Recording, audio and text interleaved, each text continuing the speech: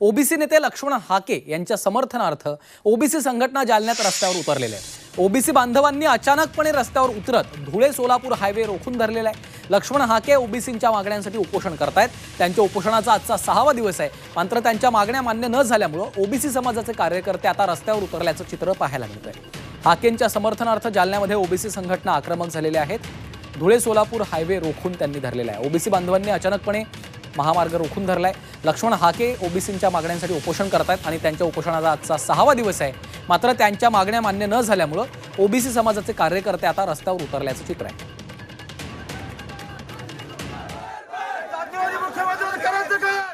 OBC नेते लक्ष्मण हाके यांच्या समर्थनार्थ जालन्यामध्ये ओबीसी संघटना रस्त्यावर उतरलेल्या आहेत। ओबीसी बांधवांनी धुळे सोलापूर हायवे रोखून धरलेला आहे। यावेळी ओबीसी कार्यकर्ते आणि पोलिसांमध्ये देखील झटापट झालेली आहे। दोन दृश्य आपण पाहतो। एकीकडे धुळे सोलापूर हायवे रोखून धरण्यात आला, दुसरीकडे पोलिसांमध्ये आणि कार्यकर्त्यांमध्ये आंदोलकांमध्ये काहीशी बाचाबाची झाली आहे, संवाद देखील झाला।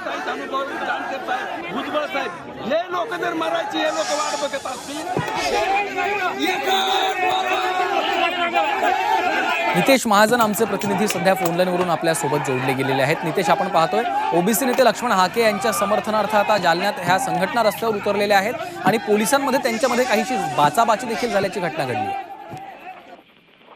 नक्कीच आज हाके यांच्या आमरण उपोषणाचा 6वा दिवस आहे आणि राज्य सरकार त्यांच्या उपोषणावर तोडगा काढत नाहीये, त्यांच्या उपोषणाकडे लक्ष देत नाहीये आणि त्यामुळे आज जे ओबीसी कार्यकर्ते हाके यांची भेट घेण्यासाठी आले होते त्यांनी अचानक धुळे सोलापूर महामार्गावरती रास्ता रोको आंदोलन केलेलं आहे। टायर जाळलेला आहे आणि पोलिसांनी अखेर मध्यस्थी करत टायर त्यांच्या ताब्यातून हिसकावून घेतलेले आहे। कार्यकर्ते एक प्रकारे आक्रमक झालेले आहे। मनोज जरांगे पाटील यांचं आमरण उपोषण सुरू असताना राज्य सरकारचं शिष्टमंडळ प्रशासनातील अधिकारी त्यांच्याकडे जातात। मात्र आता हाके यांच्या आमरण उपोषणाला भेट देण्यासाठी कोणीही येत नाही आणि याचाच राग धरत आज ओबीसी कार्यकर्त्यांनी अचानक धुळे सोलापूर महामार्गावरती येऊन या ठिकाणी रास्ता रोको आंदोलन केलेलं आहे आणि टायर जाळलेला आहे। राज्य सरकार आणि प्रशासनाचा निषेध नोंदवलेला आहे।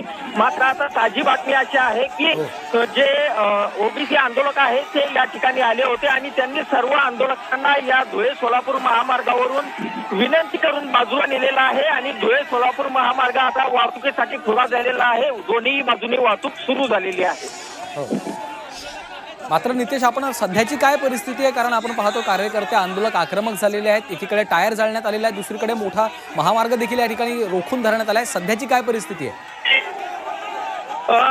5 मिनिटापूर्वीची ही घटना आहे की कार्यकर्त्यांनी आक्रमक होत या ठिकाणी टायर आणले होते आणि महामार्गावरती टायर जाळायला सुरुवात केली होती आणि त्यामुळे धुळे सोलापूर महामार्गावरची जी वाहतूक आहे ती पूर्णपणे बंद झालेली होती। कारण अर्ध्या तासापासून ओबीसी आंदोलकांचं हे आंदोलन सुरू होतं।